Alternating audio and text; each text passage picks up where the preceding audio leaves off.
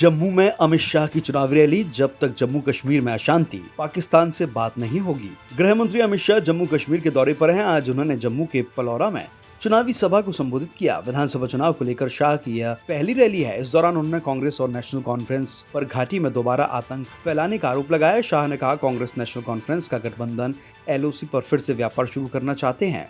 उसका पैसा आतंकियों के मददगार तक पहुंचेगा और इलाके में फिर से अशांति आ जाएगी। नेशनल कॉन्फ्रेंस और कांग्रेस पार्टी कहती है कि हम जम्मू कश्मीर की स्टेट का दर्जा देंगे। मैं अब्दुल्ला साहब और राहुल बाबा से पूछना चाहता हूं कि आप जम्मू कश्मीर को स्टेट का दर्जा कैसे वापस देंगे? जनता को मूर्ख बना रहे हैं, क्योंकि जम्मू कश्मीर को स्टेट का दर्जा तो सिर्फ भारत सरकार ही दे सकती है। जिस ऑटोनॉमी ने जम्मू कश्मीर को आग में झुलसाया, घाटी में 40,000 लोग मारे गए, ये कहते हैं हम जम्मू कश्मीर को ऑटोनॉमी देंगे। शाह ने कहा, आने वाला चुनाव एक ऐतिहासिक चुनाव है। जब से देश आजाद हुआ, पहली बार 2 संविधान नहीं, भारत के संविधान के अंतर्गत मतदान होने जा रहा है। जम्मू कश्मीर में कांग्रेस और NC फिर से अलग झंडा लाने वाले हैं। आप लाने दोगे? अरे जोर से बोलो, लाने दोगे? 370 NC और कांग्रेस फिर से लाना चाहते हैं, लाने दोगे? जोर से बोलो, लाने दोगे? कांग्रेस पार्टी और NC गुर्जर, बकरवाल, पहाड़ी, OBC और दलित भाइयों का रिजर्वेशन छीनना चाहती है। आप छीनने दोगे क्या? जोर से बोलो, छीनने दोगे? भाइयों बहनों, अगर ये आए तो पीछे के पीछे आतंकवाद आया समझिएगा। और जम्मू कश्मीर के लोगों ने और विशेषकर जम्मू के लोगों ने तय करना है कि आपको आतंकवाद चाहिए या चैन, अमन, शांति, विकास और उद्योग विकास चाहिए। ये आपको तय करना है।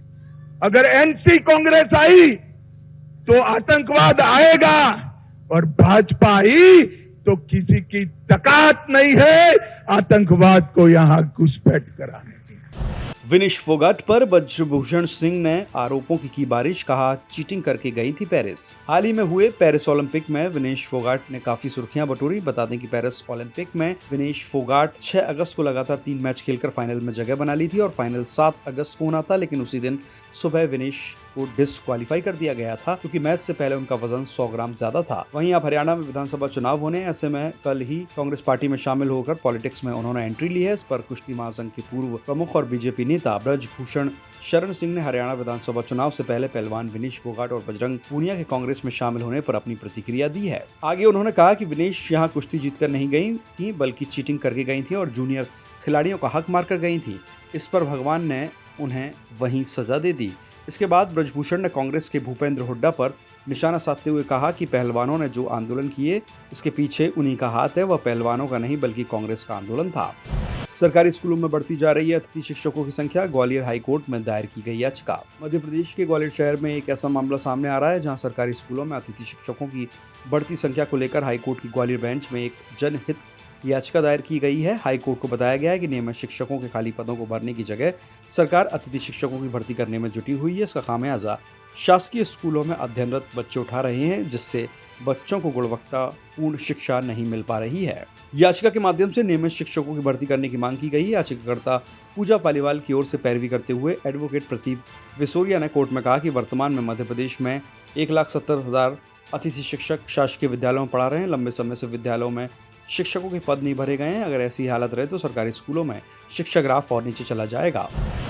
देखिए, ये जो याचिका है वो इस बात के लिए लगाई गई है, मध्य प्रदेश में 1,70,000 पद स्कूल एजुकेशन डिपार्टमेंट के स्कूलों में शिक्षकों के खाली हैं और 1,70,000 पद, चूँकि पिछले 2018 में भी उच्च न्यायालय का डायरेक्शन था कि इनको भरें, परंतु 6 साल बीत जाने के बावजूद भी आज भी 1,70,000 पद हैं। बीच में कुछ भर्तियां हुई होंगी पर उससे ज़्यादा तो रिटायर्ड हो गए लोग बाग। तो हमने जो याचिका लगाई है माननीय उच्च न्यायालय में, उसमें ये निवेदन किया है न्यायालय से कि क्वालिटी ऑफ एजुकेशन जो है वो फंडामेंटल राइट है सिटीजन्स का, और केंद्र सरकार ने आर्टिकल 21A की मंशा के अनुरूप एक एक्ट लाए थे, अनिवार्य शिक्षा अधिनियम। तो अनिवार्य शिक्षा अधिनियम में भी क्वालिटी ऑफ एजुकेशन की बात की गई है। अब बच्चों को क्वालिटी ऑफ एजुकेशन कैसे मिलेगी? क्वालिटी ऑफ एजुकेशन मिलने के लिए सबसे पहले तो जरूरी है कि वहाँ पढ़ाने वाले हों, और पढ़ाने वाले केवल अतिथि नहीं हों, बल्कि रेगुलर हों, जिससे कि वो जो है नियमित रूप से उनको पढ़ाएं और उनके अंदर जिम्मेदारी का बोध हो, और वो मन से तब पढ़ाएंगे जब उनको प्रॉपर पैसा मिलेगा।